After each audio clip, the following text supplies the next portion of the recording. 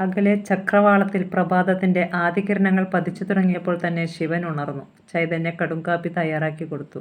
ഈ പ്രഭാതം നമ്മെ സംബന്ധിച്ചിടത്തോളം വളരെ പ്രധാനപ്പെട്ടതായിരിക്കും, അവൻ അവളോട് പറഞ്ഞു. അവൾക്ക് മറുപടി പറയാൻ കഴിഞ്ഞില്ല. കാരണം എന്തു സംഭവിക്കാമെന്ന് അവൾ കണ്ട അവളിൽ നിറഞ്ഞിരിക്കുകയായിരുന്നു. നേരം പുലർന്നു തുടങ്ങി. തലേദിവസത്തിന്റെ ഓർമ്മയെ സൂചിപ്പിക്കാൻ എന്നവണ്ണം ആൽബർട്ട് മുതലാളിയുടെ ജീപ്പിന്റെ കത്തിക്കരിഞ്ഞ അവശിഷ്ടങ്ങൾ ശാരദയുടെ ക്ലിനിക്കിന്റെ മുന്നിൽ അനാഥപ്രേതം പോലെ കിടക്കുന്നു. രാവിലെ മുതൽ മൂടിക്കെട്ടിയ ആകാശമായിരുന്നു. പ്രകൃതി പോലും ഏതോ ദുരന്തത്തിന് സാക്ഷിയാകുവാൻ തയ്യാറെടുത്തതുപോലെ കാണപ്പെട്ടു. ശിവൻ തന്റെ വിലകുറഞ്ഞ പാൻറ്റും ഷർട്ടും ക്യാൻവാസ് ഷൂവും ധരിച്ചു. ഒരു ഏറ്റുമുട്ടൽ ഉണ്ടായാൽ വസ്ത്രം അഴിഞ്ഞു പോകരുത്. മിടിക്കുന്ന ഹൃദയത്തോടെ ചൈതന്യ എല്ലാം നോക്കിയിരുന്നു. തെരുവ് ഉണർന്നു കഴിഞ്ഞെങ്കിലും ആരിലും പതിവ് പോലുള്ള സന്തോഷം ഉണ്ടായിരുന്നില്ല. പതിവ് സമയമായിട്ടും മജീദ് ദാദയുടെ നാലംഗപ്പട ചുങ്കം പിരിക്കുവാൻ എത്തിയിട്ടില്ല. അവർ ഭയന്ന് വരാതിരിക്കുകയാണെന്ന് വിശ്വസിക്കുവാൻ ആർക്കും കഴിയുമായിരുന്നില്ല. ശിവൻ 2ാം നിലയിൽ നിന്ന് റോഡിലിറങ്ങി. രാമു അടച്ചിട്ട കടത്തിണ്ണയിൽ ഇരിക്കുന്നത് കണ്ടു. മെല്ലെ അവിടേക്ക് ചെന്നു. കാണുന്നില്ലല്ലോ. വരാതിരിക്കില്ല. സമയം കഴിയുകയാണ്. ഇനിയും സൂര്യൻ ഉദിക്കുന്നില്ല. മാത്രമല്ല മഴ പെയ്യുമെന്നും തോന്നി. ഈ സമയം ഒരു വാഹനത്തിന്റെ ശബ്ദം കേട്ടു. അവർ ശ്രദ്ധിച്ചു. ഊഹം തെറ്റിയില്ല. അത് ദാദയുടെ 4 സംഘമായിരുന്നു. പതിവിന് വിപരീതമായി ജീപ്പ് കമലയുടെ വീടിനു മുന്നിൽ നിന്നു. തെരുവിലെ സന്തതികൾ അത് ശ്രദ്ധിച്ചു. 4 സംഘം വാതിലിൽ മുട്ടി. കമല വാതിൽ തുറന്നു. എന്തു വേണം? 4 സംഘം മുഖാമുഖം നോക്കി. ഇന്നെന്താടി ഒരു പുതുമ? ഏടിന്ന് നിന്റെ അമ്മയെ പോയി വിളിക്കറ. പറഞ്ഞതും കമല വാതിൽ വലിച്ചടച്ചു. തുറക്കടി വാതിൽ. പോയിനടാ പട്ടികളെ, ഞങ്ങൾ ചവിട്ടിപ്പൊളിക്കും. വേണ്ടടാ, ഞാൻ തുറക്കാം. വീണ്ടും വാതിൽ തുറക്കപ്പെട്ടു. കമലയുടെ കയ്യിൽ വെട്ടുകത്തി. എടി, നീ ആരോടാണ് കളിക്കുന്നതെന്നറിയാമോ? ഒത്തിരി കളിച്ചിട്ടുള്ളവളാണടാ കമല. ചുങ്കം പിരിക്കാൻ ചുണയുള്ളവൻ അകത്തേക്ക് വാടാ. കമല കളി പഠിപ്പിക്കാം, അവർ വെല്ലുവിളിച്ചു. 4 പേരും ഒപ്പം അകത്തേക്ക് കയറാൻ ഭാവിച്ചപ്പോൾ നേതാവ് തടഞ്ഞു. ഞാൻ മാത്രം. അയാൾ ഒരു കാൽ അകത്തേക്ക് വച്ചതേയുള്ളൂ. പെട്ടെന്ന് പിന്നിൽ ശബ്ദം കേട്ട് ഞെട്ടിത്തിരിഞ്ഞു. ജീപ്പിന്റെ ഗ്ലാസ് അടിയേറ്റ് ചിതറുന്നു. ശിവനും സംഘവും. ആ തെരുവിലെ ആരോഗ്യമുള്ള പുരുഷന്മാർ മുഴുവനും. ജീവൻ വേണമെങ്കിൽ രക്ഷപ്പെട്ടോടാ. രാമു മുന്നോട്ട് നീങ്ങി നിന്ന് അലറി. എടാ നീ? അതേടാ, ഞാൻ തന്നെ. എങ്കിൽ നീയൊക്കെ എന്ത് കാണിക്കുമെന്ന് ഞങ്ങൾക്കൊന്നറിയണമല്ലോ.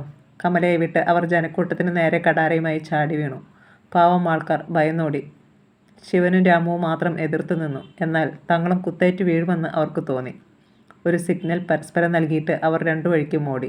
അവരെ പിന്തുടരാൻ ഗുണ്ടകൾ ശ്രമിച്ച നിമിഷത്തിൽ എവിടെ നിന്നോ ഏറുവന്നു. അവർക്കൊന്നും ചെയ്യാൻ കഴിഞ്ഞില്ല. ചുറ്റുപാടു നിന്നും ഏറുവരികയാണ്. പേപ്പട്ടികളെപ്പോലെ അവർ ഏറുകൊണ്ടു. അവർ തളർന്നപ്പോൾ ആൾക്കാർ ഓടിയെത്തി. കുറുവടികൾ കൊണ്ടും മറ്റും അടിച്ചു ഗുണ്ടകളെ പദം വരുത്തി. ചെറിയ ചലനം മാത്രമായി അവർക്ക്. ശരീരങ്ങൾ ചോരയിൽ കുളിച്ചിരിക്കുന്നു. ഇനി തല്ലിയാൽ ചത്തുപോകും. അവർ ഗുണ്ടകളെ ജീപ്പിനുള്ളിൽ എടുത്തിട്ടു. ഡ്രൈവ് ചെയ്ത് രക്ഷപ്പെടാൻ പോലും അവർക്ക് കഴിയുമായിരുന്നില്ല. മഴ ചാറുവാൻ തുടങ്ങി. അരമണിക്കൂർ കഴിഞ്ഞപ്പോൾ ഗുണ്ടാ തലവൻ ഒരു വിധേന ജീപ്പ് സ്റ്റാർട്ട് ചെയ്തു. റോഡിലൂടെ വളഞ്ഞു പുളഞ്ഞ് അത് ഓടിപ്പോയി. മഴയ്ക്ക് ശക്തി കൂടി തുടങ്ങി. ഗുണ്ടകളുടെ പലായനം കണ്ട് ജനങ്ങൾ ആനന്ദപുളകിതരായി. അവർ മഴയത്തിറങ്ങി നൃത്തം ചെയ്തു. കമലയും കൂട്ടുകാരുമെല്ലാം ഉണ്ടായിരുന്നു. ഒരിക്കലും നടക്കില്ലെന്ന് കരുതിയ കാര്യമാണ് അവർ നേടിയിരിക്കുന്നത്. രാമു കമലയുടെ കൈപ്പിടിച്ച് നൃത്തം ചെയ്യുന്നത് ശിവൻ കണ്ടു. കൊച്ചുകുട്ടികൾക്ക് പോലും എന്തൊരു സന്തോഷം! ഒരു ഉത്സവമായിരുന്നു അവിടെ.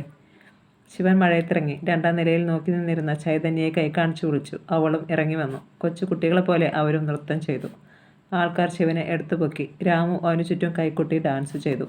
പക്ഷേ അവരുടെ സന്തോഷം അധികം നേരം നീണ്ടു നിന്നില്ല.